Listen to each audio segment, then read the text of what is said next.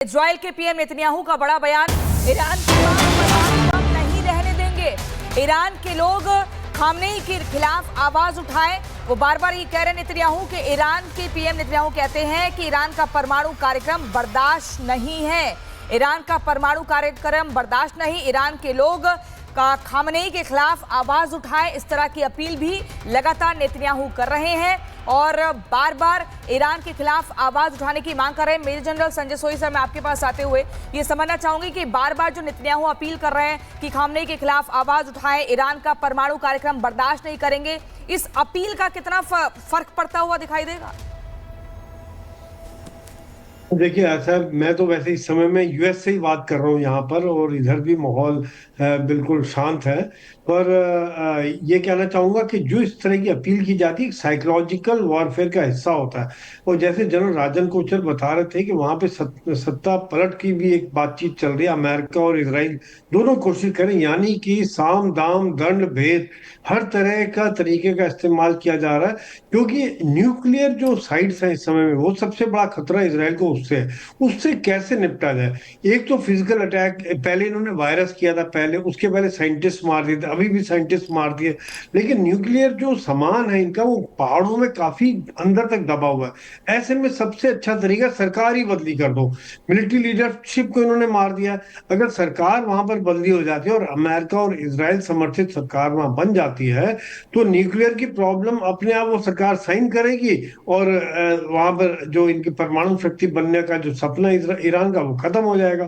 तो आजकल यह भी एक तरीका जगह जगह अपनाया जा रहा है, चाहे वो हमने देखा बांग्लादेश हो या पाकिस्तान में भी असीम मुनीर और शरीफ आ गए, इमरान को हटा दिया गया, या इसी प्रकार से बाकी यूक्रेन में किस प्रकार से अभी जो सरकार आई है 2014 में। तो इस प्रकार से सरकार को बदली करने से वहां का सारा ही सोचने समझने का तरीका बदली हो जाता है और उनका जो है जो ईरान के अंदर जो थोड़ी सी असंतोष की भावना है उसको बढ़ावा देके और उनको पैसा सपोर्ट और बातों के द्वारा उनको उकसा कर ताकि प्रेजेंट सरकार वहां पे उखाड़ के फेंक दी जाए, ये भी एक बहुत अच्छा तरीका रहता है। जी बिल्कुल सर, आपके पास वापस लौटूंगी। इसी बीच एक और बड़ी खबर का पहले रुख कर लेते हैं। ईरान में राष्ट्रपति आवास के पास अटैक हुआ है। ईरान में खामनेई के घर के पास भी इजराइल का हमला हुआ है। खामनेई के घर के पास डिफेंस सिस्टम एक्टिवेट हो गया है।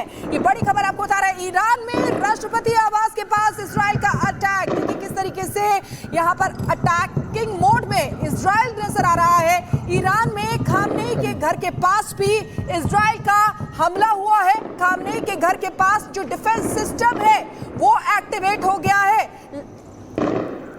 तो ये बड़ी खबर आपको बता रहे हैं और ये तस्वीरें भी लगातार दिखा रहे हैं। एयर डिफेंस सिस्टम जो एक्टिवेट हो गया है खामनेई के घर के पास, जो एक्टिवेट हो गया है, यानी कि ये साफ है कि उनको भी निशाना बनाया जा रहा है। जहां परमाणु ठिकानों को निशाना बनाया गया, सैन्य कमांडरों को निशाना बनाया गया, वहां पर अब खामनेई को टारगेट किया जा रहा है। राजन कोचर सर, आपके पास आते हुए इसको कैसे देखते हैं आप? क्योंकि न्यूक्लियर जो परमाणु ठिकानों को जो निशाना बनाया जा रहा है, लेकिन जो परमाणु है उनके पास वो तो काफी अंडरग्राउंड है, ऐसे में उनको निशाना नहीं बना सकते। अब ये हो रहा है, इस पर आपका रिएक्शन?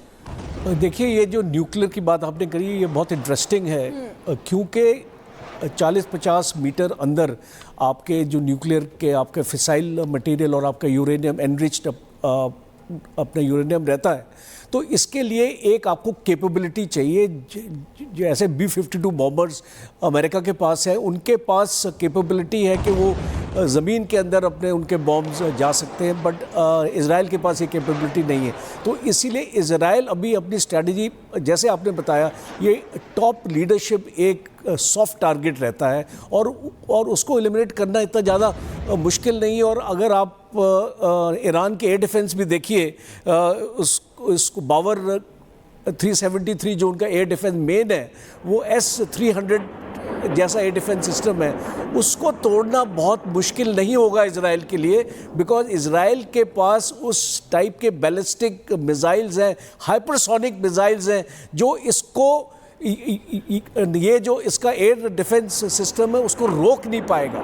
और इसलिए मुझे ऐसा लगता है कि अभी जो ये स्ट्रेटजी जैसे आपने अभी कवर किया कि वो पैलेस के पास अटैक हुआ है, इसका मतलब कि इजराइल वहाँ तक पहुँच चुका है और अभी टाइम की बात है, उसको कहीं ना कहीं अंडरग्राउंड शेल्टर में मूव किया जाएगा खुमैनी को, बिकॉज वो सेफ नहीं होंगे अपने पैलेस में। उनको भी अंडरग्राउंड, उनके भी एक्चुअली बने होते हैं, बंकर्स बने होते हैं जिसमें ये लीडर्स को सेफ्टी के लिए इसको पहुँचाया जा सकता है। तो इसमें जो इजराइल की ह्यूमन इंटेलिजेंस काम आएगी, बिकॉज उनको एग्जैक्ट पिन पॉइंटिंग की इंफॉर्मेशन उनको चाहिए होगी कि कहाँ पे खुमैनी आज हैं और किस लोकेशन में उनको छुपा रखा है और वो कब तक छुपे रहेंगे। देखिए लड़ाई जो है ये 4-5-6 दिन में ख़त्म होने वाली नहीं है, ये एक लंबी लड़ाई। इजराइल जो है वो पूरा स्ट्रेटेजिकली चल रहा है, किस तरीके से उसने परमाणु ठिकानों को निशाना बनाया और बयान भी नेतन्याहू का सामने आ रहा है कि परमाणु कार्यक्रम को बर्दाश्त नहीं किया जाएगा। फिर नेतन्याहू ये भी कह रहे हैं कि वहां की जो जनता है वो खामनेई के खिलाफ खड़ी हो, यानी कि स्ट्रेटेजिकली जो है इजराइल चल रहा है। 3 आर्ट वॉरफेयर हम चाइना को देखते हैं, इसको एम्प्लॉय करता है। एक साइकोलॉजिकल वॉरफेयर होता है, जैसे अभी जनरल सोई ने भी जिक्र किया, और एक होता है लीगल वॉरफेयर और एक होता है आपका सोशल मीडिया में जैसे इसका प्रोपेगेंडा होता है मीडिया का जो होता है। तो ये जो लड़ाई है एक प्रॉपर स्ट्रैटेजी के साथ इजराइल इसको लड़ रहा है, जिसमें साइकोलॉजिकल वॉरफेयर एक बहुत बड़ा हिस्सा है। लोगों को बता रहा है ईरान के कि ये आपके जो लीडर हैं आपके देश को तबाह कर रहे हैं, आपको इस लीडरशिप को चेंज करने की बहुत ज़रूरत है। और लोग तो वैसे ही एक अपॉर्चुनिटी की तलाश में है, और अगर ये अपॉर्चुनिटी इजराइल ईरान के लोगों को देगा, मुझे कोई शक नहीं है कि वहाँ पे रिजाइम चेंज की बहुत स्ट्रॉन्ग पॉसिबिलिटी आती है। कौन सा अवाम है देश का जो अपने ऊपर बम अपना गिरना अपना देखना चाहेगा? कौन सा अवाम है वो जो आपकी सरकार आप उसको प्रोटेक्ट नहीं कर सकती है? अब एक्चुअली अवाम को ये लग रहा है ईरान की। सर मैं आपको यहाँ पर रोकना चाहूंगी, लेकिन एक बार दर्शकों को हम ये बता देते हैं कि आखिर ईरान की मिसाइल पावर क्या है। आप देखिए कि करके अगर सेजल की हम बात करें तो 250 किलोमीटर तक वार करने की क्षमता है, और ऐसे में अलग अलग जगहों पर 2,500 किलोमीटर तक मारक क्षमता इसकी बताई जाती है, जो कि बहुत ही खतरनाक है। और ऐसे में यही खतरा इजराइल को बार बार हो रहा है, वो अपने सर्वाइवल के लिए ही अटैक कर रहा है। अगर हम खैबर की बात करें तो 2,000 किलोमीटर मारक क्षमता इसकी बताई जाती है।